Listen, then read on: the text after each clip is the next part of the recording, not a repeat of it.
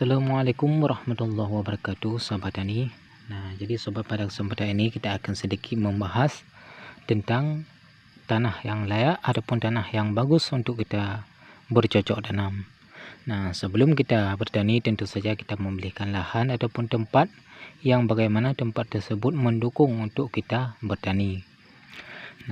Oleh karena demikian, pentingnya kita memilihkan tanah yang bagus untuk menentukan hasil bagusnya pertanian kita. Jadi sobat tani, di saat kita memilihkan tanah yang bagus adalah tanah yang kita lihat itu adalah tanah agak sedikit kehitaman. Biasanya tanah kehitaman seperti itu adalah tanah yang gembur, tanah yang layak untuk kita bertani. Meskipun kadang kala kita kurang memberikan pupuk, akan tetapi tanaman tersebut akan subur. Lantaran biasa tanah seperti itu adalah tanah yang banyak jatuh dedaunan yang sudah membusuk, dan tanah pun akan berubah seperti agak kehitaman. Jadi tanah seperti itu ini sangat layak kita untuk bertani.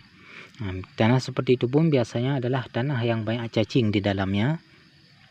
Tanah seperti itu memang tanah yang sangat membuat tanaman itu menjadi subur. Jika kita lihat seperti ini, tanahnya agak kehitaman. Jadi tanah seperti ini, akar tanaman pun maupun itu cabai akan mudah berkembang sehingga nutrisi pun tercukupi untuk batang.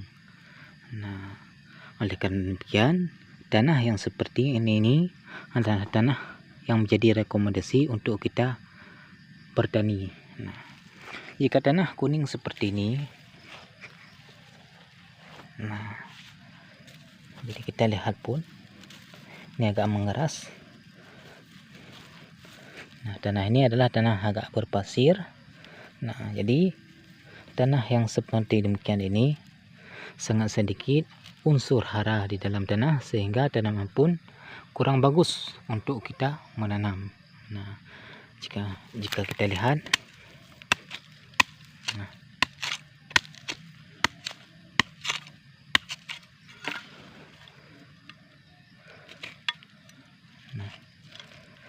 tanah seperti ini, jika kita menanam tanaman ini, akarnya pun agak susah berkembang lantaran kepadatannya tanah membuat akar itu susah bergerak, sehingga nutrisi pun tidak mencukupi untuk tanaman.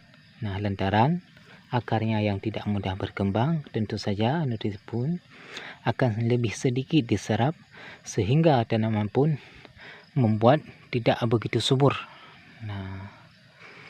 Kalau tanaman seperti ini, tentu saja jika kita menanam, tentu saja akan lebih banyak kita menghabiskan pupuk supaya membuat tanah menjadi subur. Apalagi jika tanah seperti ini tidak kita olah ataupun tidak terlebih dahulu kita menggemburkan, ini membuat tanaman bisa saja menjadi kerdil. Kalau ciri-ciri tanah yang agak kekuningan seperti ini.